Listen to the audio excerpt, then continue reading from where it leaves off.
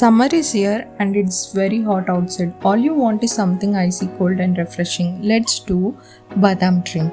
For that, take 12 to 15 badams and soak it in hot water for about an hour. This makes the skins of the badam to be peeled off effortlessly. Pour some milk into it and grind it into a nice paste. Now pour half a liter of milk into your vessel. Bring it to the boil and pour the grinded badam paste into it.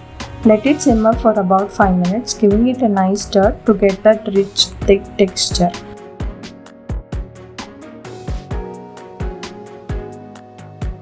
While that's simmering, mix your custard powder into half a cup of cold milk. Whisk it until it's smooth, no lumps allowed. This custard powder is available in all provisional stores and it costs only 40 rupees. Now pour the golden mixture into boiling milk. Give it one last good stir. Add sugar and mix it. Let it thicken up and you're done. Chill it, serve it and enjoy the perfect summer treat. If you loved this recipe, don't forget to like and subscribe for more.